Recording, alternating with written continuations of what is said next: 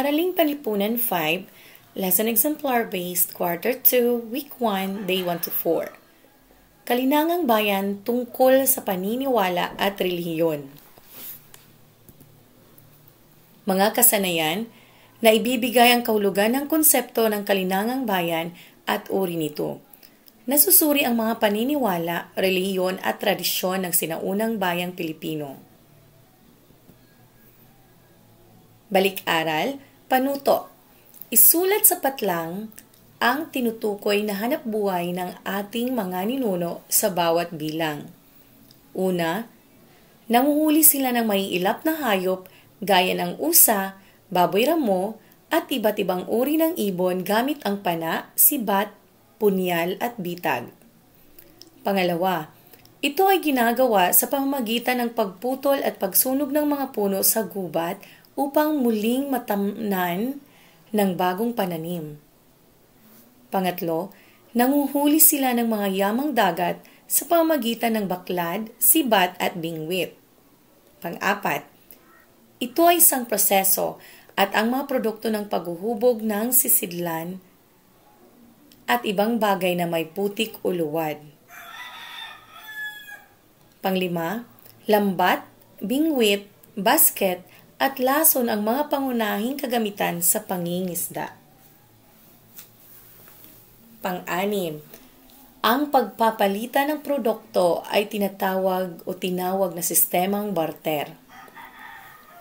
Pang-pito, isa sa mga pangunahing ikinabubuhay ng ating mga ninuno bago pa man nakarating ang mga Espanyol.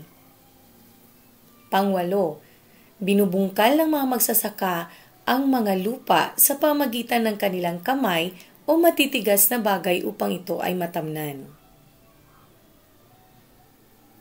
Pang-siyam, gumagamit ang ating ninuno sa hanapbuhay na ito ng lambat, buslo, korales, pamain, maging kahig, bingwit, sudsod at patigbi. Pang-sampo, paggawa ng banga at iba pang kagamitang pantahanan. Ating pagnilay-nilayan. Panuto. Kumplituhin ang talahanayan at katanungan sa ibaba. Unang tanong, ano ang katangian ng isang magandang kultura para sa iyo? Pangalawa, sa iyong palagay, ano-ano kaya ang tinataglay na kultura ng ating mga ninuno noon? Subukang sagutan ang nasa ibaba. Ang unang hanay ay tungkol sa pananampalataya at pangalawa naman ay paraan ng paglilibing. Gamit ang iyong kuro-kuro o sariling opinyon, sagutan ang dalawang hanay. Puna ng sagot ang dalawang hanay. Pangatlong tanong, bakit mahalagang matutuhan ang mga impluwensya ng relihiyong Islam sa Pilipinas? Ipaliwanag. Paghawa ng bokabularyo.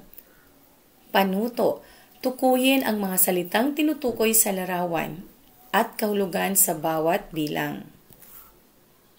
Una, tawag sa pagdarasal ng 5 beses sa isang araw. Ano kaya ito? Ito ay ang salat.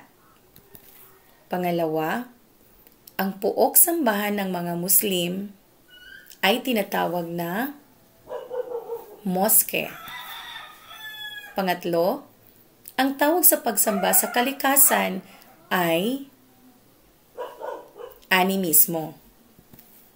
Pang-apat, kadalasang isang magkaparehang lalaki at babae ang nilililok na nakatayo o nakaupo at ang mga braso ay nakadipa, nakatupi o nakakrus at inilalagay sa loob ng kamalig ng palay bilang proteksyon sa mga peste at matiyak ang kasaganahan ng palay.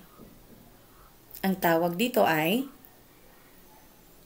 bulol. Panglima, ito ang banal na aklat ng Islam. Tinatawag itong Quran. Ikalawang araw. Para sa pagproseso ng pag-unawa, alamin natin kung ano ang kalinangang bayan. Ang kalinangang bayan ay tumutukoy sa isang pangkalahatang kultura ng isang bayan o bansa. Tumutukoy din ito sa pamamaraan ng pamumuhay ng mga mamamayan o mga tao. Mayroon itong kaugnayan sa mga nakagawiang gawain upang makapagpatuloy sa pang-araw-araw na pamumuhay. Kalinangang bayan tungkol sa paniniwala at reliyon ng sinaunang kultura. Sa mga naunang aralin ay tinalakay na bago pa man dumating ang mga Espanyol noong 1521 ay may pagkakakilanlang kultural na ang mga sinaunang Pilipino. Patunay rito ang paraan o sistema ng pananampalataya, edukasyon, pagsulat, wika at panitikan. Mayroon na ring mga paniniwala at tradisyon tungkol sa pagpapakasal, pagluluksa at paglilibing. Kapansin-pansin din ang kaalaman at kasanayan ng mga sinaunang Pilipino sa larangan ng musika, sayaw, agham at matematika. Isa sa mga patunay nito ay ang mga nakatala sa aklat ni Antonio de Morga, ang Sucesos de las Islas Filipinas. Sa aklat na ito ay binigyang diin niya na bago pa man dumating ang mga Espanyol sa bansa ay mayroon nang maunlad na kultura ang mga sinaunang Pilipino. Una sa pananampalataya o relihiyon o belief system. Ang mga sinaunang Pilipino ay naniniwala sa kapangyarihan ng Diyos o isang dakilang lumikha o nilalang na mas nakatataas sa kanila. Sinasamba nila ang kalikasan dahil sa paniniwalang ito ay pinananahanan ng mga espiritu na kung tawagin ay diwata. Ang paniniwalang ito ay tinatawag na animismo, animism o anituismo. Tulad ng nasa larawan sa kaliwa na tinatawag na bulol ng mga Ifugao.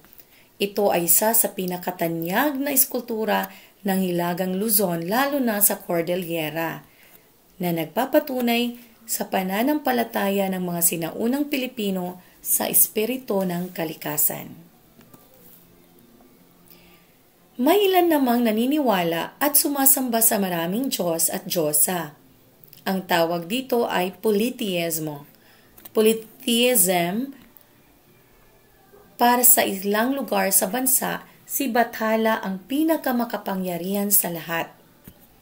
Sinasamba rin ang iba pang Diyos tulad ni na Idiyanale, Diyos ng Bagari, tulad ng nasa larawan sa kanan. Agawe, Diyos ng Tubig. Balangaw, Diyos ng Bagari. Bagubo o Mandarang, Diyos ng Digmaan. Sidapa, Diyos ng Kamatayan. Agni, Diyos ng Apoy. Lakapati, Diyos ng pagkamaanakin o fertility. At marami pang iba, tulad nga din ng nasa kaliwang larawan. Mga Diyos at Diyosa sila ng sinaunang Pilipino. Upang makuha nila ang pabor ng kanilang mga Diyos, ay nag-aalay sila ng dasal, ritual at mga handog tulad ng alak, pagkain, ginto at iba pang bagay. Ang ritual ay pinangungunahan ng mga paring babae sa katutubong relihiyon na tinatawag na babaylan o katalonan.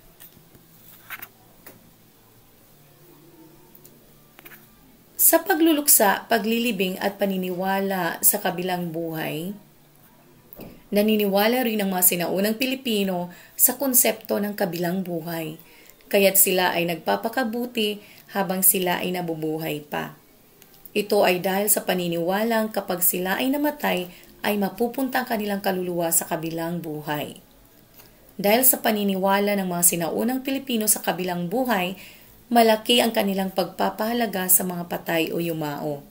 Nilalagyan nila ang bangkay ng pabango at sinusuotan ng magandang damit. Kadalasan, inilalagay nila ang mga buto ng mga yumao sa malalaking banga o palayo. Ang ilan ay inililibing sa tabi ng kanilang bahay. Ang iba naman ay sa may tabing ilog o malapit sa dalampasigan. Ang larawan sa kaliwa ay tinatawag na manunggul jar. Ito ay nagsilbing kabaong o libingan ng mga sinaunang Pilipino. Ang libingan ng ilang yumao ay sinasamahan ng mga mamahaling bato. Ito ay natuklasan sa isang palayok na nahukay malapit sa loook ng Tayabas na makikita sa Quezon. Ang nakuhang mga buto sa loob ng palayok ay may kasamang butil ng salamin. Ang mga kamag-anak ng namatay ay nagtatali ng ratan sa kanilang mga leeg, braso at binti.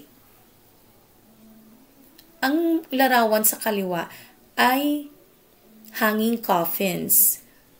Ang hanging coffins ay isa sa mga kasanayan sa paglilibing sa mga taga-Kankanay ng Sagada. Mga nakabiting kabaong.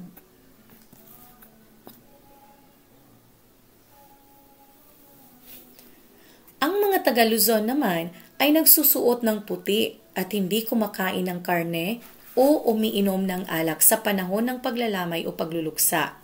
Ang paglalamay sa mga dato ay tinatawag na laraw, maglahi para sa patay na lalaki at murutal para sa patay na babae.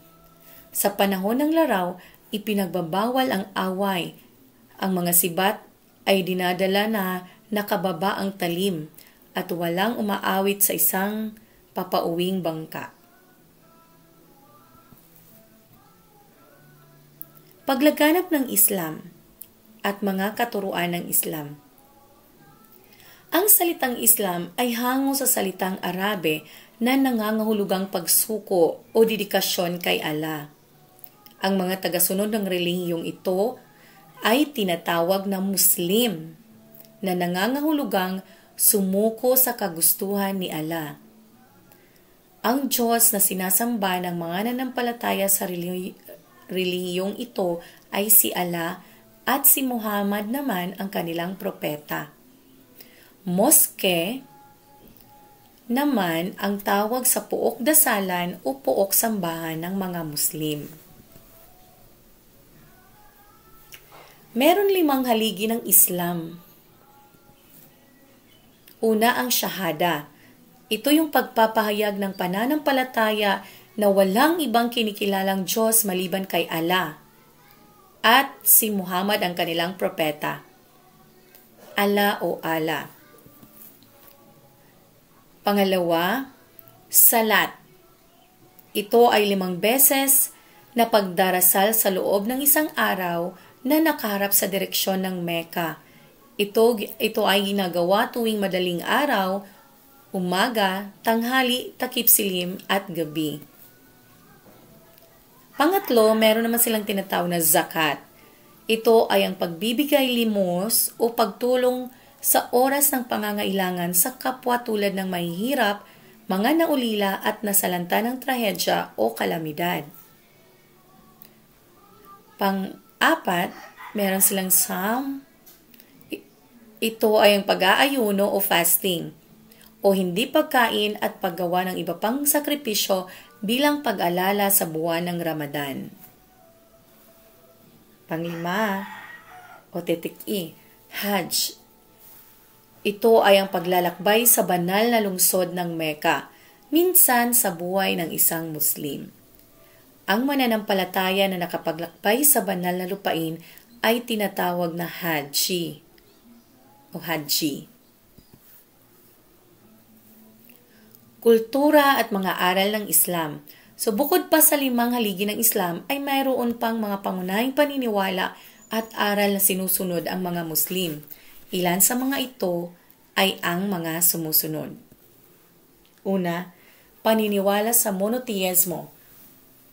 Si Allah lamang ang kanilang Diyos.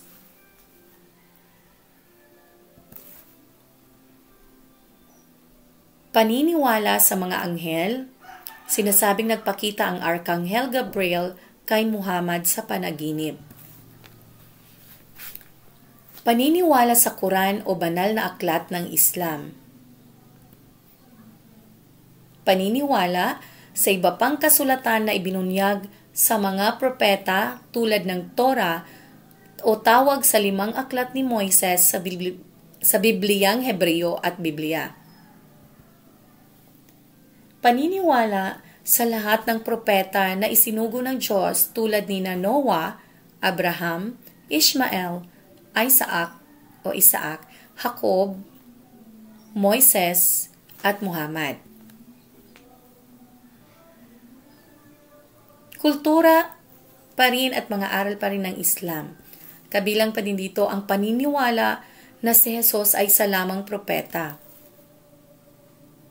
Paniniwala sa araw ng paghuhukom at ang buhay matapos ang kamatayan. At paniniwala sa banal na kautusan. Para sa relihiyong ito, si Allah ay siyang pinakamakapangyarihan sa lahat at hindi matutupad ang mga bagay na hindi niya ninanais. Ngunit, binibigyan niya ng kalayaan ng tao na magdesisyon o mamili kung gagawa ng kabutihan o kasamaan. Para sa pinatnubayang pagsasanay, ang tawag sa ating gawain ay buuin mo ako. Panuto, kumpletuhin ang kaisipan sa ibaba. Isulat ang sagot sa patlang. Piliin ang sagot sa kahon. So, unang salita, idiyanale. Pangalawa, animismo. Pangatlo, Diyos. Pang-apat, sa baba, politeísmo. Balangaw, diwata. Bathala, sidapa. Lakapati, babaylan o katalunan. Ang mga sinaunang Pilipino ay naniniwala sa kapangyarihan ng puwang o isang dakilang lumikha o nilalang na mas nakatataas sa kanila. Sinasamba nila ang kalikasan dahil sa paniniwalang ito ay pinanahanan ng mga espiritu na kung tawagin ay puwang. Ang paniniwalang ito ay tinatawag na puwang. May ilan lamang naniniwala at sumasamba sa maraming Diyos at Diyosa. Ang tawag dito ay puwang. Para sa ilang lugar sa bansa, si puwang ang pinakamakapangyarihan sa lahat. Sinasamba rin ng iba pang Diyos tulad ni na puwang, Diyos ng bahagari, agawi, Diyos ng tubig, puwang, pangpito, Diyos ng bahagari, bagubo mandarang, Diyos ng digmaan, pangwalong puwang, Diyos ng kamatayan, Agni, Diyos ng apoy, puwang, Diyos ng pagkamaanakin o fertility at marami pang iba. Ang ritual ay pinangungunahan ng mga paring babae sa katutubong reliyon na tinatawag na puwang.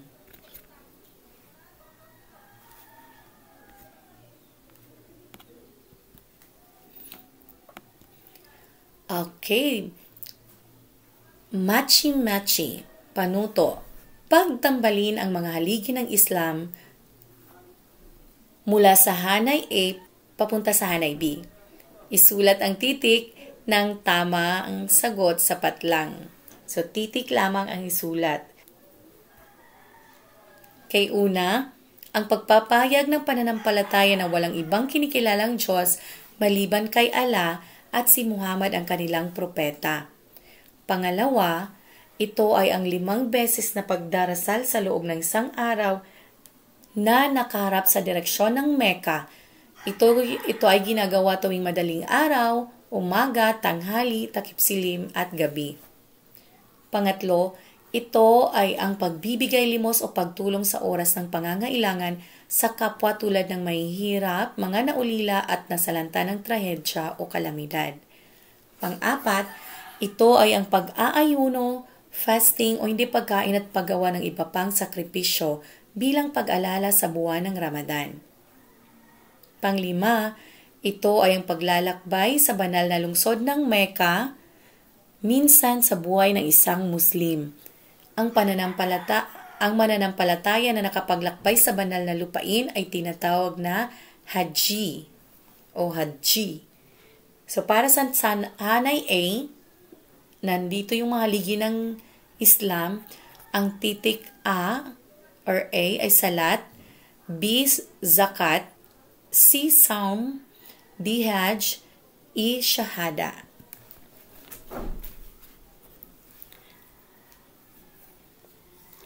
Paglalapat at pag-uugnay, balikan natin. Buuin ang matrix sa ibaba. Ipakita kung ano ang pagbabago sa ating kultura sa paglipas ng mga panahon.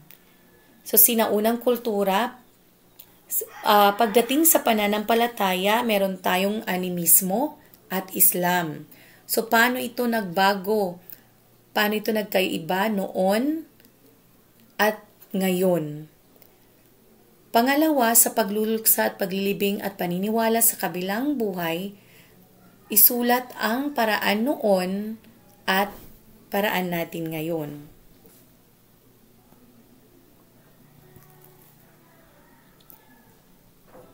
Okay, narito ang isa pang pagsasanay. Panuto, saliksikin ang mga bagay na may kinalaman sa paglilibing at pagluluksa ng mga sinaunang Pilipino. Nariyan ang mga larawan ng manunggul jar at hanging coffins. Para sa unang tanong, alin kaya sa mga nasa itaas ang nananatili pa sa kasalukuyan? Pangalawa, ano-ano kaya ang mga salik na nakatulong sa pagpapanatili at pagpapatuloy ng mga bagay sa itaas sa kasalukuyang panahon? Ipaliwanag.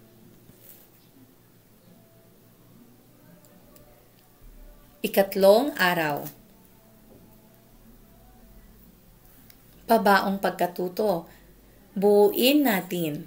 Panuto, buuin ang balangkas ng kaisipan sa ibaba at sagutan ang mga sumusunod na katanungan. So, sa pinakataas, nariyan ang kalinangang bayan tungkol sa paniniwala at relihiyon. Meron itong tatlong bahagi. Una ay ang pananampalataya. So, isulat sa 6 na boxes o mga espasyo dyan yung mga kaisipan tungkol sa pananampalataya. Pangalawang bahagi ay ang pagluluksa, paglilibing at paniniwala sa kabilang buhay. Pangatlo, kultura ay katuruan ng Islam pala. Katuruan ng Islam.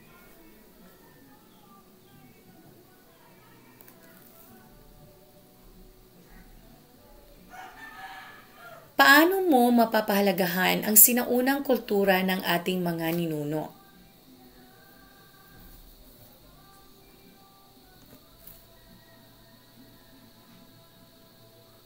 Pagdinilay sa pagkatuto, palawakin pa natin. Panuto, sa iyong kwaderno, gumawa ng learning journal. Sagutin ang mahalagang tanong sa ibaba bilang paglalahad sa araling ito.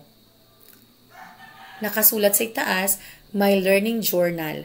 Bakit mahalagang matutunan ang sinaunang kultura ng ating mga ninuno at ang impluwensya ng relihiyong Islam sa Pilipinas? So, isulat ang sagot doon sa iyong learning journal. Ika-4 na araw. Pagsusulit. Gawain A, ayusin ang mga jumbled na mga letra upang mabuo ang salitang tinutukoy ng bawat pahayag. Number 1, Lublo. L-U-B-L-O. Pinakatanyag na eskultura ng Hilagang Luzon, lalo na sa Cordillera, na nagpapatunay sa pananampalataya ng mga sinaunang Pilipino sa mga espiritu. Pangalawa, nagsisilbing libingan ng mga sinaunang Pilipino. Pangatlo, isang relihiyong may paniniwala sa iisang Diyos, si Allah o Allah. Pang-apat, tawag sa banal na aklat ng Islam. Pang-5, walang ibang Diyos na pinaniniwalaan maliban kay Allah at si Muhammad ang sugo ni Allah. Gawain B. Basahin mabuti ang bawat pahayag o katanungan. Bilugan ng titik ng tamang sagot. Okay. Pang-anim, kung ang mga pagano ay sumasamba sa kalikasan at iba pang walang buhay, sino naman ang sinasamba ng mga Muslim? A. Allah, B. Bathala, C. Lalahon, D. Muhammad. Pampito, alin sa sumusunod ang hindi nagpapakita ng tungkulin ng isang Muslim? A. Pagtupad ng Hajj, B. Pangangalaga ng kalikasan, C. Pag-aayuno sa buwan ng Ramadan, D. Pagdarasal ng 5 beses maghapon nang nakaharap sa direksyon ng Mecca. Pangwalo, alin sa mga sumusunod ang nagpapakita ng pagkakawang gawa ng mga Muslim lalong-lalo na sa panahon ng Ramadan? Pagbibigay ng puwang. A. Pagkain sa mga pulube, B. Pagbahay sa mga biktima ng bagyo, C. Kalahating bahagi ng kanilang lupa, D. Ikasampung bahagi ng kita sa mga ulila. Pangsyam, ano ang tawag sa mga Muslim na nakagawa ng paglalakbay sa Mecca? A. Hajj, B. Haji, C. Haji, D. Hajj. Pang-sampo, ang tawag sa 5 beses na pagdarasal sa loob ng isang araw na nakaharap sa direksyon ng Mecca. A. Islam, B. Zakat, C. Saum, D. Salat.